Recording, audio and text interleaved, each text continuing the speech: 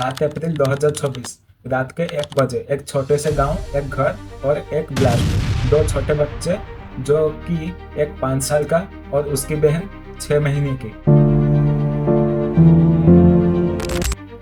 पल भर में मौत हो गई।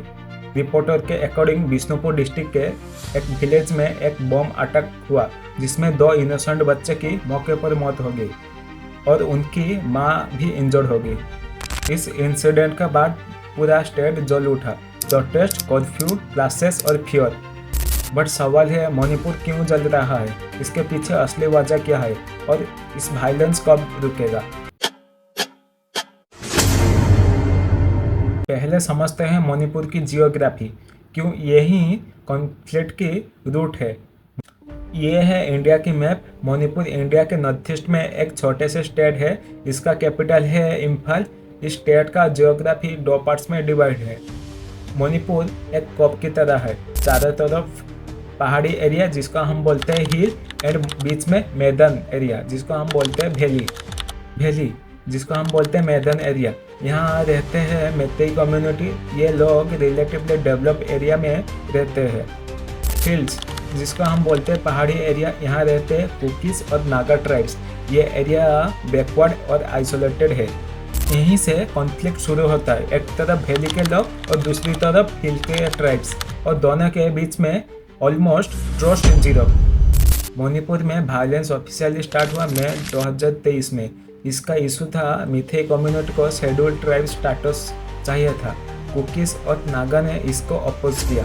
क्यों? क्योंकि अगर मिथई को एसटी स्टेटस मिलता, वो हिल में ज़मीन खरीद सकते हैं, गवर्नमेंट जॉब और क्वार्टर में उनका शेयर बढ़ जाता। इससे ट्राइबल्स कम्युनिटी को लगा उनकी आइडेंटिटी और ज़मीन खतरे में है। और फिर इससे क्या हुआ? राइट स्टार्ट हो गए, घर जले गए, लोग मारे गए।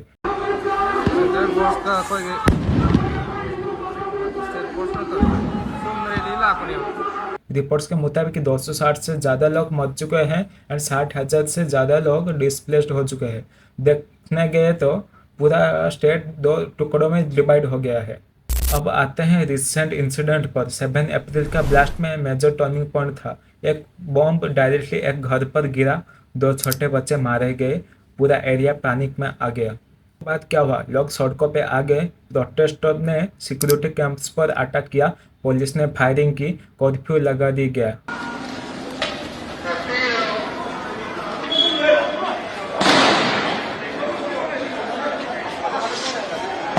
रिपोर्ट्स के अकॉर्डिंग इस वायलेंस में और लोग भी मारे गए, इंटरनेट बंद कर दिया गया और सबसे बड़ा डेंजरस बात, कम्युनिटीज ने एक दूसरे पर ब्लेम करना स्टार्ट किया।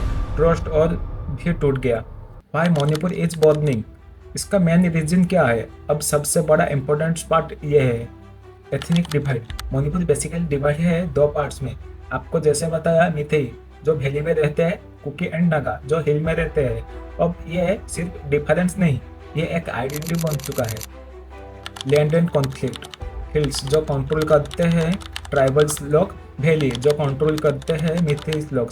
अगर मिथई हिल में आते हैं ट्राइबल्स को फियर, अगर ट्राइबल्स रेसिस्ट करते हैं मिथई को थ्रेट।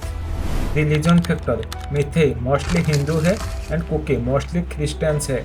रिपोर्ट में रिलीजन टाइप भी टारगेटेड हुए, जिससे सिचुएशन और सेंसिटिव हो गया। Political failure. गवर्नमेंट पर अक्यूज लगता है वो न्यूट्रल नहीं रहते। पीस एफर्ट फेल हो रहा है, वायलेंस कंट्रोल नहीं हो रहा है। इस वजह से लोग खुद ही जस्टिस लेने लगते हैं। सबसे बड़ा नुकसान किसका हो रहा है?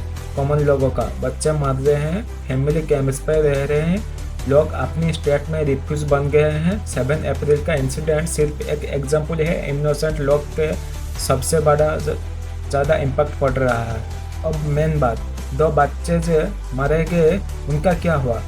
अथॉरिटी ने क्या किया? अथॉरिटी ने NIA को इन्वेस्टिगेशन हैंडओवर किया। सिक्योरिटी फोर्स ने 3 सस्पेक्ट को cadres of UKNA in the Churachand district को अगले ही दिन 8 अप्रैल 2026 को पकड़ लिया। मोबाइल इंटरनेट सस्पेंड की गई 3 डेज के लिए in 5 valleys due to misinformation spread. तो finally Manipur is burning because of ethnic divide, land conflict, political failure. जब तक ट्रस्ट वापस नहीं आता और जस्टिस नहीं मिल जाता, मणिपुर जलता ही रहेगा। Thank you for watching this video. Bye bye, take care.